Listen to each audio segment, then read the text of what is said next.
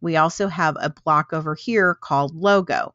If we wanted to add another logo block, all we'd have to do is click the plus sign over here on this menu, and another logo block would be added. The menu to the upper right allows us to do things with the blocks that have been created in the newsletter. So let's say we wanted to move this block. We can just grab a hold of that little four-way tool and move that block where we want it to be. So if we wanted it to be down here, we could move it down to this area. If we want to duplicate the block, we can click on copy the block, and it will copy that block. If we want to delete a block, all we have to do is click on the X and we can delete that block. When we want to edit a block, all we have to do is click on the block that we want to edit, and then something very unique happens in that our left side menu starts to change.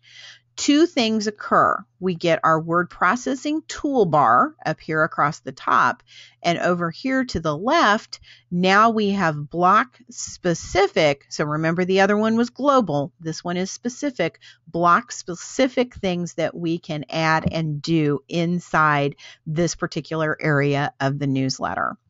So I'm going to go ahead and cancel out of this, and I'm going to delete. Now, no, just constant contact's nice. It asked me, hey, do you really want to do that? And yeah, I really want to delete that logo.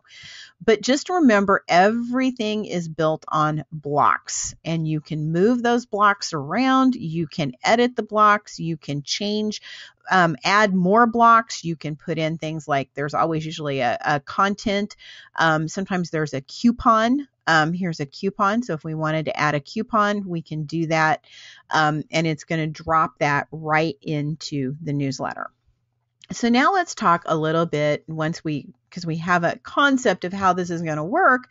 Let's talk a little bit about making our newsletter be more branded for our specific business. Now, there's a couple of tools that we can use to do that.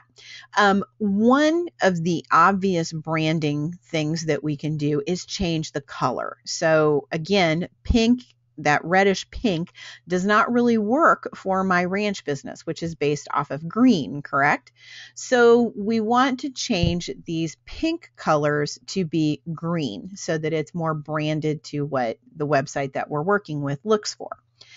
All colors on the internet use something called a hexadecimal code to know what color to display.